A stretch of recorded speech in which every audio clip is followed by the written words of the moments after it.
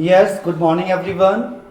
As in the previous class, we had discussed consignment, the chapter consignment, and around half chapter we have completed. Now in this class we'll complete this chapter. और हमने जैसे कि देखा था that in this chapter two parties are there. The first one is consigner and the second one is consignee. Consignor अपनी books में 5 account बनाता है. First account consignment, second is consignee, third goods sent on consignment, fourth abnormal loss, fifth unsold stock. जबकि consignee अपनी books में 2 account बनाता है. The first one is consignor account and the second one is commission account. तो आज मैं आपको एक एग्जाम्पल के थ्रू जर्नल एंट्री बताऊंगा और उन जर्नल से हम लेजर कैसे बनाते हैं ये आपको आता है. तो उन जर्नल की हेल्प से मैं आपको ये बताता चला जाऊंगा कि इस एंट्री का इफेक्ट कौन से अकाउंट में पड़ने वाला है और उसके बाद में ये अकाउंट क्लोज कैसे होते हैं. ये सारी चीज़ें हम डिस्कस करने वाले हैं आज की हमारी क्लास में. पिछली क्लास में हमने देखा था कि एबनॉर्मल लॉस कैसे निकाला जाता है, अनसोल्ड स्टॉक कैसे निकाला जाता है और कमीशन का ट्रीटमेंट कैसे किया जाता है. तो ये सारी छोटी चीज़ें आपने निकालना सीख लिया था. यहाँ पर एक एग्जाम्पल के थ्रू मैं आपको दोबारा से वो चीज़ समझा दूंगा कि कैसे हम अनसोल्ड स्टॉक निकालेंगे और कैसे हम एबनॉर्मल लॉस का ट्रीटमेंट करने वाले हैं. So let's start with an example. Suppose that A of Mumbai sold sent goods to B of Jaipur. A जो मुंबई का पर्सन था, ओनर था, उसने जयपुर के पर्सन बी को गुड्स भेजा. कितने गुड्स भेजे? उसने भेजे 1000 pieces of LED TVs at the rate of 5000. हम इसको 100 कर लेते हैं ताकि कैलकुलेशन हमारी ज़्यादा नहीं हो. 100 pieces of TV, LED TVs at the rate of 5000 पर पीस, ये उसने भेजे. ठीक है. For this A spend ₹10,000 for transportation expenses. Transportation expenses कितने पे किए उसने? 10,000 रुपीज. आफ्टर दैट उसने 5,000 रुपीज पे किए फॉर वेजेस. ये एक्सपेंसेस किए ए ने. अब ए ने एक्सपेंसेस करने के बाद ये गुड्स कहां पहुंच गया? बी के पास पहुंच गया. ये एक्सपेंसेस थे ए के. अब बी के एक्सपेंसेस क्या हैं देखेंगे हम. बी ने एक्सपेंसेस किए 20,000 for octroi and 10,000 for godown rent. Godown rent ये एक्सपेंसेस किए बी ने. Okay. After that the question is, out of these 100 pieces B sold 80 LED TVs at the rate of 7,000. 7,000 के हिसाब से LED TV बेच दिए गए. Then after 5 LED TVs loss by fire in godown. Godown में 5 LED TVs का आग से नुकसान हो गया. Now we have to pass journal entry in the books of both the parties.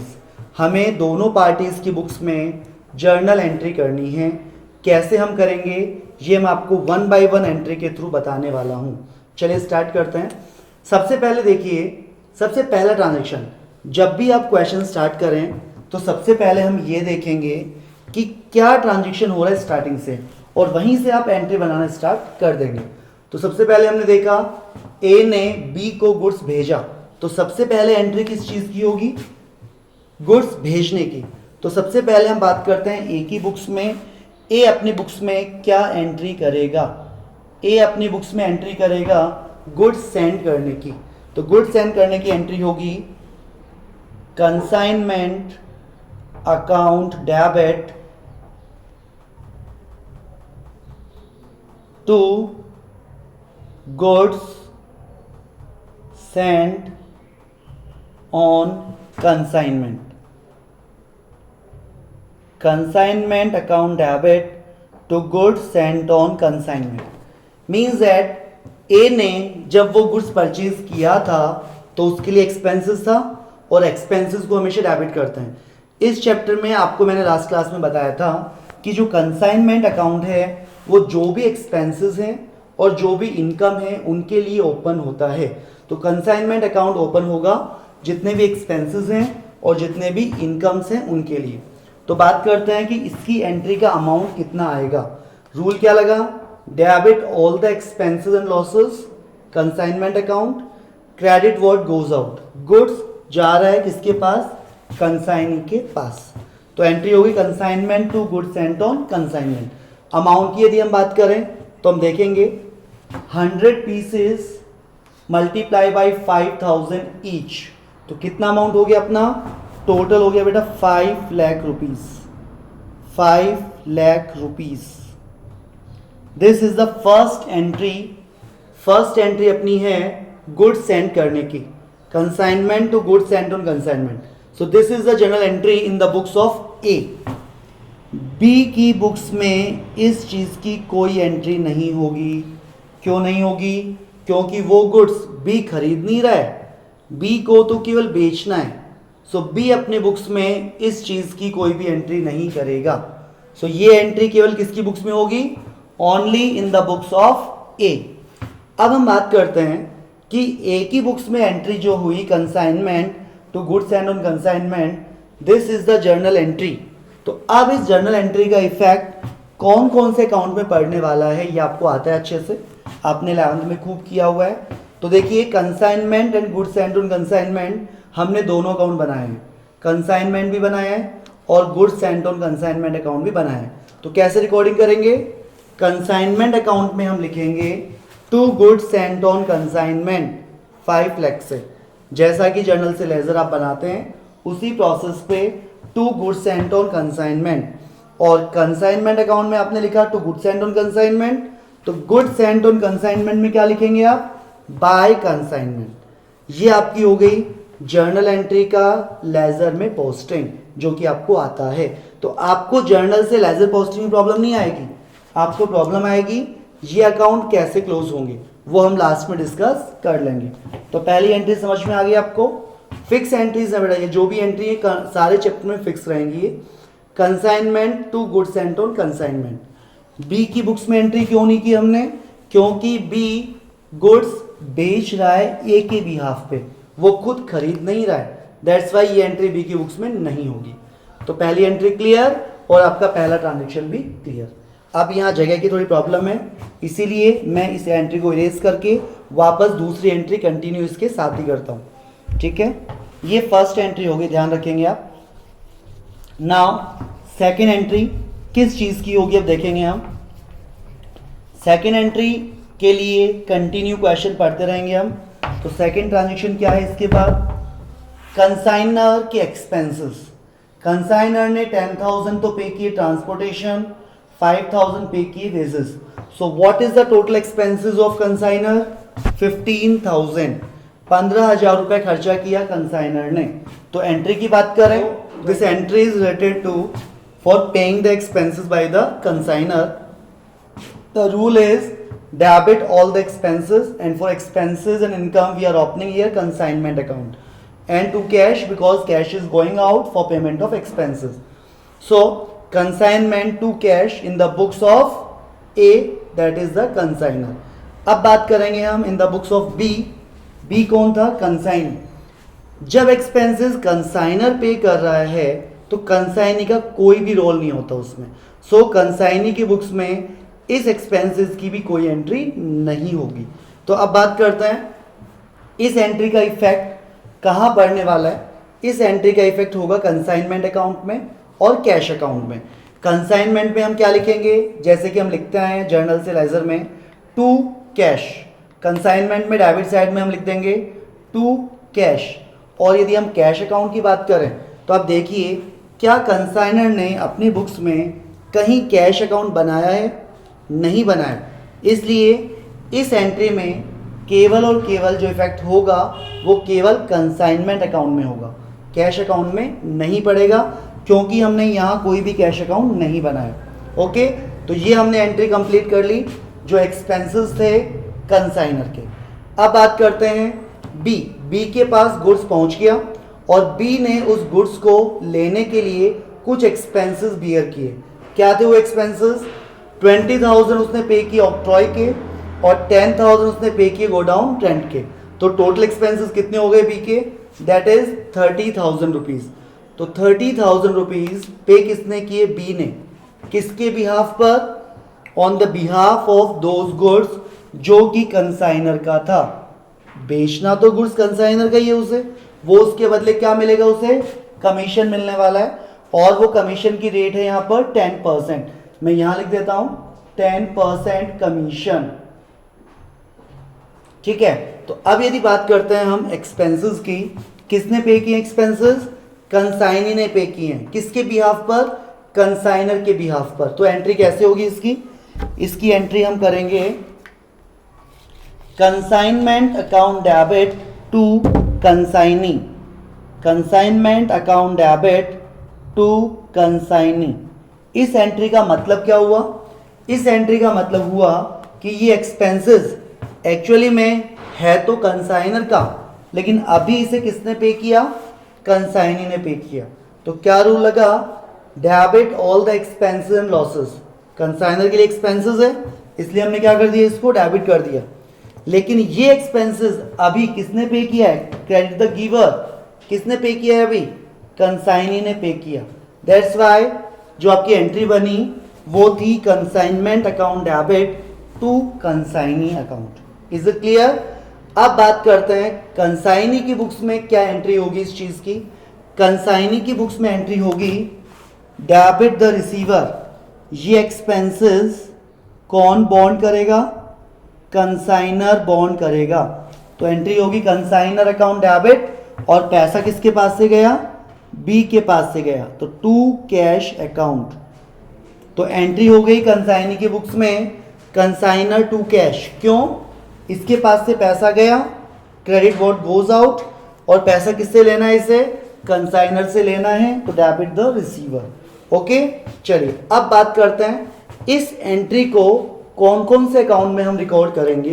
तो रिकॉर्ड करते हैं कंसाइनमेंट में क्या लिखेंगे? टू कंसाइनी, जैसे कि आपको आता है रिकॉर्ड करना, और कंसाइनी अकाउंट हमने बनाया है। कंसाइनी अकाउंट में हम क्या लिख देंगे? By consignment. जर्नल से लेजर बनाना आपको आता है। देन आफ्टर बात करते हैं हम कंसाइनी की बुक्स में। कंसाइनी ने अपनी बुक्स में क्या एंट्री की है? Consignor to cash. आप सोचिए इस एंट्री में से कौन सी टर्म ऐसी है जिसका अकाउंट उसने बनाया है? Obviously consignor. तो इस एंट्री की पोस्टिंग केवल कौन से अकाउंट में होगी? कंसाइनर में। और क्या लिखेंगे हम? To cash. कंसाइनर अकाउंट में हम लिखेंगे टू कैश। कैश अकाउंट हमने बनाया नहीं था उसकी बुक्स में, इसलिए कैश की कोई बुक अलग से नहीं बनने वाली है। तो आ गया समझ में कि कैसे कंसाइनी के एक्सपेंसेस पे किए जाएंगे और क्या उसकी एंट्री होगी। ये एंट्री मैं जो आपको बता रहा हूँ ये हमेशा हर एक क्वेश्चन में सेम होने वाली है। एंट्रीज विल बी सेम, केवल जो क्वेश्चन का पैटर्न होगा वो थोड़ा सा अलग होने वाला है। चलिए उसके बाद बात करते हैं सेल्स की। इसके बाद कंसाइनी ने क्या किया? 80 एलईडीज बेच दी। कितने के हिसाब से? 7000 के हिसाब से। तो 7000 के हिसाब से एलईडी बेची। तो बताइए इसकी एंट्री क्या होगी कंसाइनर की बुक्स में और कंसाइनी की बुक्स में। चलिए एक बात बताइए, बेचा किसने है? कंसाइनी ने। तो पैसा भी किसको मिलने वाला है? कंसाइनी को। लेकिन अल्टीमेटली ये पैसा बाद में किसके पास जाएगा? ये पैसा अल्टीमेटली बाद में जाएगा कंसाइनर के पास में। तो अब बात करते हैं दोनों की बुक्स में क्या एंट्री होने वाली है। So let's see in the books of consignor A की बुक्स में क्या एंट्री होगी इसकी एंट्री होगी consignee account debit to consignment. Consignment को क्रेडिट क्यों किया इस बार? क्योंकि इस बार कंसाइनर के लिए इनकम है। इनकम क्यों? क्योंकि उसका जो गुड्स था वो किसने बेच दिया? बी ने बेच दिया, तो इसके लिए इनकम है। तो रूल क्या लगा? Credit all the incomes and gains. और पैसा किससे लेना है? पैसा भी किसके पास है? कंसाइनी के पास। तो एंट्री क्या बनी? Consignee account debit to consignment. तो अब यदि हम बात करें इस एंट्री का इफेक्ट कंसाइनर की बुक्स में कौन कौन से अकाउंट में होने वाला है, तो अब देखेंगे कंसाइनी अकाउंट बनाए हमने, कंसाइनमेंट अकाउंट बनाया हमने। तो कंसाइनी में तो हम क्या लिख देंगे? टू कंसाइनमेंट, और कंसाइनमेंट में क्या लिख देंगे? Bye consignee. तो ये एंट्री हो गई कंसाइनर की बुक्स में, इसका लेजर पोस्टिंग हो गया कंसाइनर की बुक्स में। अब बात करते हैं कंसाइनी अपनी बुक्स में क्या एंट्री करेगा गुड्स सेल करने की। तो हम बात करते हैं कैश अकाउंट डेबिट। क्यों? क्योंकि इसने गुड्स बेचा तो इसके पास पैसा आया। तो डेबिट व्हाट कम्स इन, क्या आ रहा है इसके पास? कैश आ रहा है, इसलिए हमने कैश को डेबिट कर दिया। अल्टीमेटली ये पैसा किसको देना है? कंसाइनर को देना है। तो इसलिए क्या लिखा जाएगा? Credit the giver to consignor, to consignor. चलिए अब बताइए इस एंट्री का इफेक्ट यदि हम कंसाइनी की बुक्स में देखें तो बताओ कहाँ पढ़ने वाला है? कौन से अकाउंट में पढ़ने वाला है? केवल कंसाइनर के अकाउंट में पढ़ने वाला है। और कंसाइनर अकाउंट में क्या लिखा जाएगा? बाय कैश, क्योंकि जो डेबिट होता है एंट्री में वो अकाउंट में क्रेडिट साइड में चला जाता है। आपको पता है, ये आपने किया हुआ है। तो बाय कैश नाम से हम रिकॉर्ड कर देंगे कंसाइनर की बुक्स में। चलिए अब ये एंट्री होगी सेल करने की, और सेल का अमाउंट कितना होगा आपका? 7000 मल्टीप्लाई बाई 80, कितना अमाउंट हो गया? 5,60,000, 5,60,000, 5,60,000।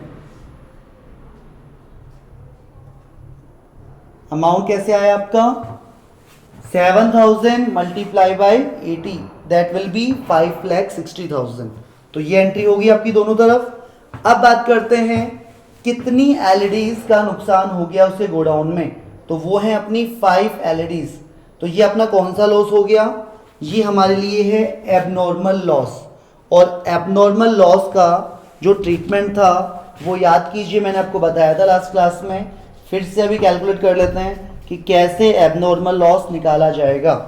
तो चलिए एबनॉर्मल लॉस कितने यूनिट्स का हुआ, यहाँ मैं वर्किंग नोट से आपको शो कर देता हूँ। कितने यूनिट्स का नुकसान हुआ हमें? 5 एलईडीज, और एक की जो प्राइस थी, कॉस्ट प्राइस कितनी थी? 5000। तो 5 इंटू 5000 इट विल बी 25,000। ये तो हुई उसकी कॉस्ट 5000 इंटू 5। क्या उस पर हमने एक्सपेंसेस नहीं पे किया था? एक्सपेंसेस भी पे किया था। तो सबसे पहले बात करते हैं कंसाइनर के एक्सपेंसेस की। तो बताइए कंसाइनर ने कितने एक्सपेंसेस पे किए थे? 10 + 5 15,000 ए ने पे किए थे। तो ये 15,000 उसने कितने एलईडीज के पे किए थे? 100 के पे किए थे। बट हमें कितनी एलईडीज का नुकसान निकालना है? 5 का निकालना है। तो 15,000 अपॉन 100 इंटू 5, इससे हमें पता पड़ेगा कि 5 एलईडी पे कितना एक्सपेंसेस लगा था। तो चलिए करते हैं, कितना आएगा? 750 रुपीज़। ये हो गए कंसाइनर के एक्सपेंसेस। क्या केवल कंसाइनर ने एक्सपेंसेस किए थे? कंसाइनर ने नहीं किए थे, उसने भी किए थे। तो उसके एक्सपेंसेस की हम बात करते हैं तो 20,000 तो उसका ऑक्ट्रॉय था और 10,000 गोडाउन रेंट था। लेकिन आपको ये चीज़ ध्यान रखनी है, कंसाइनी के जब भी एक्सपेंसेस ऐड करेंगे तो वो हम लेंगे केवल नॉन रिकरिंग।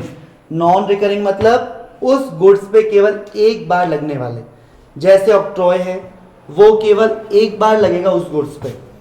गोडाउन रेंट एक रेगुलर दिया जाने वाला एक्सपेंसेस है।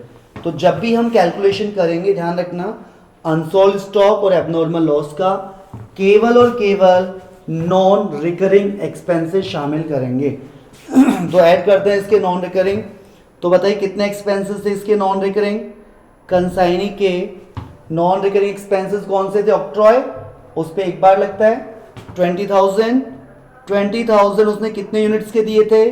100 के दिए थे, मल्टीप्लाई बाय 5, तो ये हो गया बेटा 1000 रुपीज। तो ऐड कीजिए, कितना होगा आपका abnormal loss? 26750, 26750 is the abnormal loss. और इसकी एंट्री मैंने आपको बताई हुई है, याद कीजिए क्या एंट्री बताई हुई है? एंट्री होगी आपकी, देखिए ये हमारे लिए लॉस है इट इज अ लॉस, और लॉस की एंट्री क्या होगी अपनी? Consignment account debit to abnormal losses, consignment to abnormal loss. This is the entry in the books of consignor for abnormal loss. तो अभी हमने देखा कि इस एंट्री में दो टर्म्स इफेक्ट हुई। The first one is consignment and second one is abnormal loss. और आप जब देखेंगे कंसाइनर के अकाउंट तो आपको मिलेगा कि इस में हमने ये दोनों अकाउंट बनाए हैं, कंसाइनमेंट अकाउंट भी हमने बनाया है और एबनॉर्मल लॉस अकाउंट भी हमने बनाया है। तो बताइए इस एंट्री का इफेक्ट कैसे कैसे दिखाना है हमें? जर्नल से लेजर कैसे बनाते हैं आपको पता है। तो बताइए कंसाइनमेंट में क्या लिखना पड़ेगा हमें? To abnormal loss. Consignment account में क्या लिखेंगे हम? To abnormal loss. और यदि हम बात करते हैं एबनॉर्मल लॉस में, तो एबनॉर्मल लॉस में क्या लिखा जाएगा? बाय कंसाइनमेंट, जैसे कि हम सारे लेजर अकाउंट बनाते हैं। तो ये तो एंट्री हो गई इन द बुक्स ऑफ ए, जो कि कौन है? कंसाइनर है। अब बात करते हैं हम in the books of B. B कौन है? B is the consignee. जब लॉस हुआ था तो ये जो नुकसान है वो किसका होगा? कंसाइनर का होगा। तो कंसाइनर का होगा तो कंसाइनी अपने बुक्स में क्या एंट्री करेगा इसकी? कंसाइनी अपने बुक्स में एंट्री करेगा इसकी consignor account debit to abnormal loss, consignor to abnormal loss. तो अब देखेंगे हम कि कंसाइनी ने इन दोनों टर्म्स में से कौन सा अकाउंट बनाया है। और आपको दिख रहा है इसने दो अकाउंट बनाए हैं, कंसाइनर और कमीशन। तो क्या इस एंट्री में कमीशन वर्ड आया है? नहीं आया। मीन्स दैट केवल कौन से अकाउंट में रिकॉर्ड होगा? कंसाइनर अकाउंट में। तो कंसाइनर में हम क्या लिख देंगे?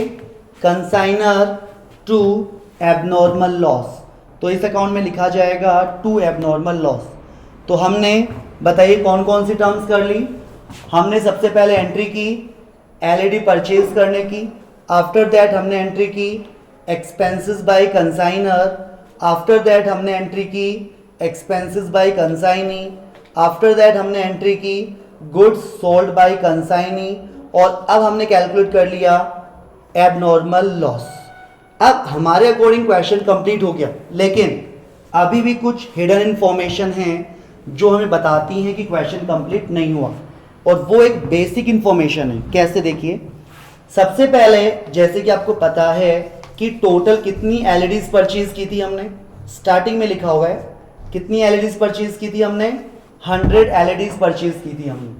तो 100 एलईडीज परचेज की थी, उसमें से कितनी एलईडी हमने बेच दी वो भी आपको पता है, हमने 80 एलईडीज बेच दी। तो 100 माइनस 80 कितनी बची हमारे पास? 20 एलईडीज बच गई। 20 एलईडीज में कितने का नुकसान हो गया हमें? जो आग से जल गया था, कितनी एलईडीज? 5 एलईडीज हमारा नुकसान हो गया था। तो 20 में से 5 एलईडी हमने लेस कर दी। नाउ फाइनली हमारे पास कितनी एलईडीज बच रही हैं? 15 एलईडीज।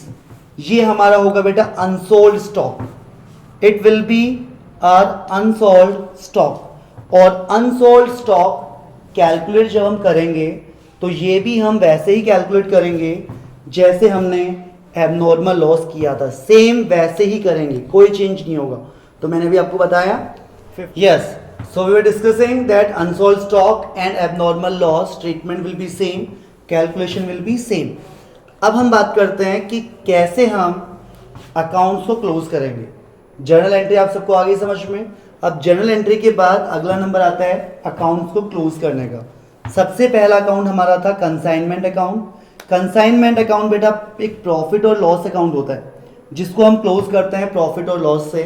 अब आप बताएंगे कि इस अकाउंट में प्रॉफिट और लॉस जो भी होगा वो किसका होगा? ऑब्वियसली कंसाइनर का होगा। कंसाइनी को तो क्या मिलेगा? केवल कमीशन। कितना परसेंट कमीशन? 10% कमीशन। और वो कमीशन किस पे मिलेगा? Amount of sales. उसने कितने रुपए की एलईडी सेल की थी?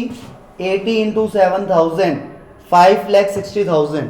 तो उसका 10% यदि हम निकालेंगे दैट विल बी 56,000। तो कमीशन की एंट्री क्या होगी मैं आपको बता देता हूं।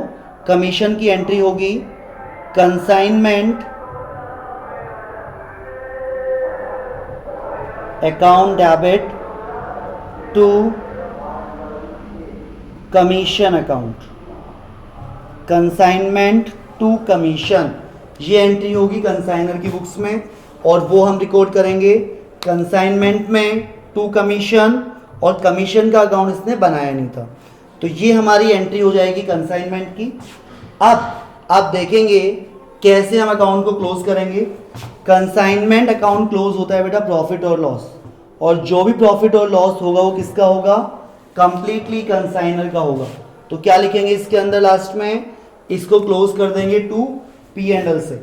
जो भी प्रॉफिट लॉस होगा वो पूरा का पूरा कंसाइनर के पास चला जाएगा।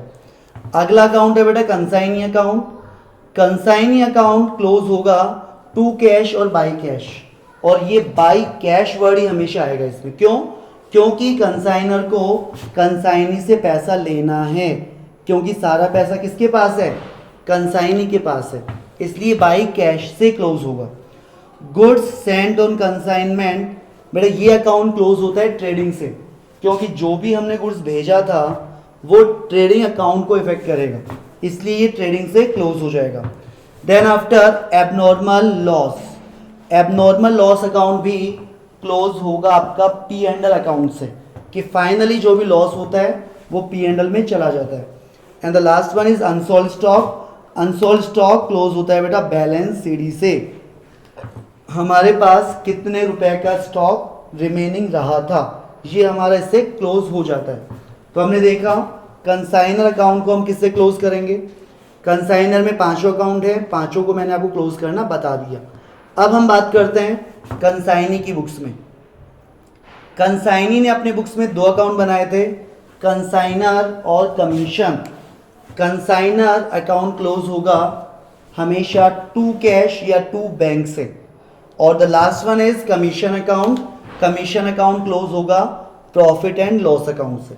तो हमने देखा कितना आसान है यदि हमें 11th की जर्नल एंट्रीज और लेजर अकाउंट बनाने आते हैं। पहले हमें जर्नल एंट्रीज बनानी है, जर्नल यदि इजी बनाना आ गया हमें तो लेजर तो हम बहुत आसानी से बना सकते हैं। तो इस तरीके से हमें ये चैप्टर कंप्लीट करना है, और ये आपको मैंने एक क्वेश्चन समझा दिया। अब इसी के बेसिस पे आप और क्वेश्चन की प्रैक्टिस कर सकते हैं। Okay, so thank you very much.